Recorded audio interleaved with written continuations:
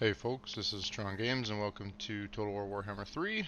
Today we're going to do Getting Started Guide for Tzarina Katarin and the Ice Court. This is a Kislev faction. So, kind of Kislev has a very interesting start position because they have a single settlement in the province, which is pretty good, but there is a lot to go through for this faction. So, one of the first mechanics you should be aware of is the devotion. So devotion is really important for the Kislev faction, especially at the beginning, because if you have low devotion, basically there can be a chaos incursion in your land. It's like a spawn of a chaos army, so that can be something to really be aware of. But it's also used for several really important things. So you have these invoke mechanics, and there are different items that you want to shoot for. So you can see supporters generated 1 when gaining character rank, increases growth, increases casualty replenishment rate. This increases your trade and your income, gives you more supporters when you construct a building, gives you supporters when fighting a battle, gives you some additional buffs for your armies, and then gives you quite a bit of supporters when you occupy a settlement, and causes attrition to enemy armies, gives you another army ability. And the supporters are used to give kind of faction-wide buffs, and so you're actually competing with the Great Orthodoxy here, and so you can actually build up to these buffs. They will also build up to the buffs. I've found that they're usually faster, but you can actually use kind of money or devotion to reduce their supporters. So I found often that they outpace you quickly at the beginning of the campaign, but often, I mean, this faction ends up getting destroyed too. So what you want to do right at the start here, we have kind of a very interesting initial goal. Is we're at war with this faction here, this Norskin faction, and what I try to do right at the beginning of the Kislev campaign is I try to take Forchkova, Vitevo, and Zavastra and really pound these guys into the ground within the first 10 turns. And there are 3 settlements to occupy there. So because there are 3 settlements to occupy there, I try to actually select the Urson faction to start with.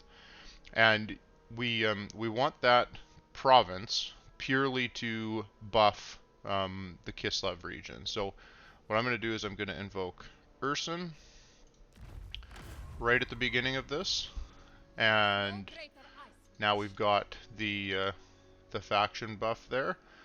Now there are a few other important pieces to remember at the beginning of this, and one of these you cannot forget to do because recruiting heroes with the Kislev faction is a little bit different than other ones. You have to go into the Ice Court here, and you want to make sure that you recruit a Frost Maiden hero right away, because you have to train them for 6 turns before they actually become available for you to recruit.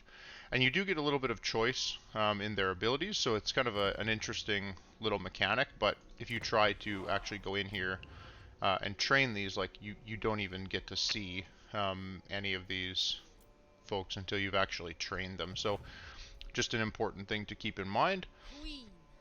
One other faction thing that they have here is the Atamans, which we can't get right now, and it's one of the reasons that we want to secure this other province as quickly as we can.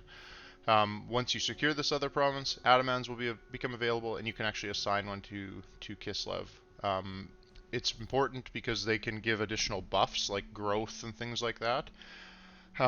Your initial goal with Kislev is literally just to level this region up. This region becomes really quite strong. It's pretty good to start with, like it has a good garrison, but I often focus on just building this area up as quickly as I can, and so you can get a couple really good bonuses here, reducing recruitment cost by 20%, and when you level this up it's like 30%, and you get a massive amount of growth from these buildings to start with. So I tend to go with this one to start with, and then here we just have this one. We're going to keep that building for now.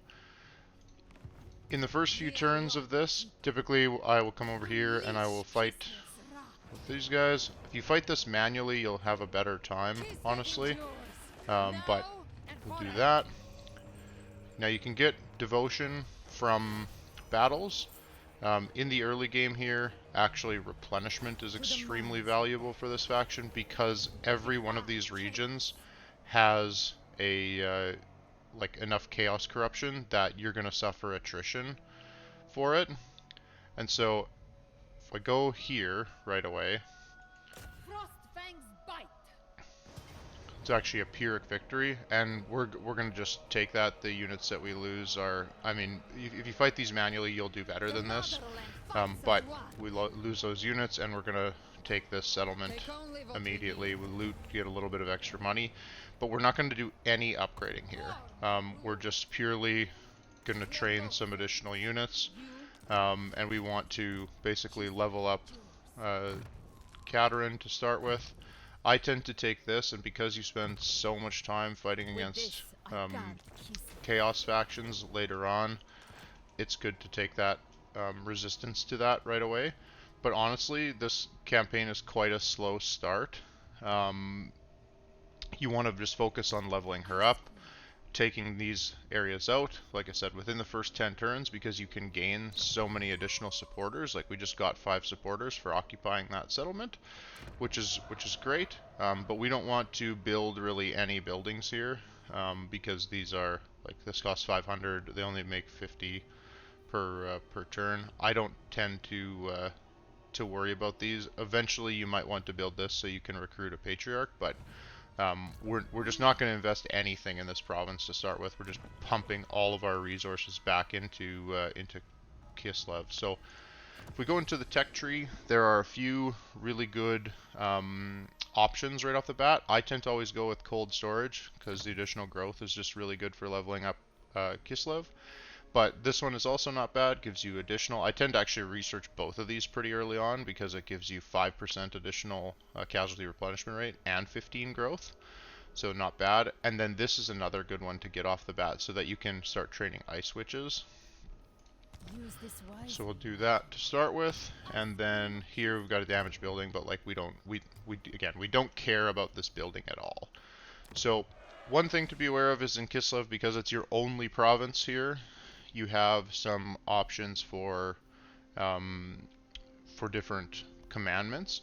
This is a really good commandment to use right when your ice witches or right before you're going to recruit your ice witches, because it makes them cost a significant amount less, and they recruit at 2 ranks higher. So don't forget that this commandment is available for Kislev, because when you train, or when you actually get to the end of this, you want to make sure that that is active right before you train it, because you just save so much additional money.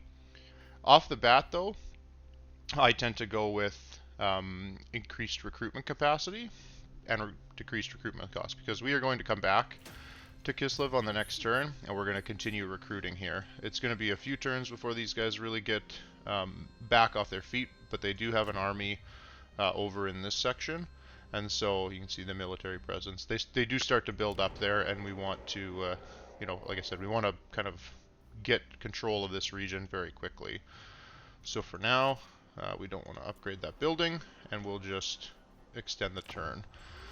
So because this faction does have such a slow start, there's a few things that you want to be kind of paying really close attention to.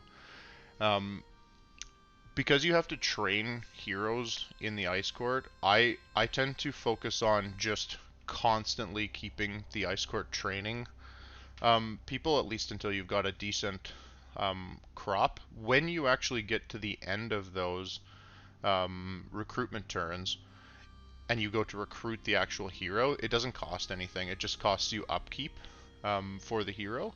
So you're kind of front loading the cost of recruiting that hero unit when you send them for training.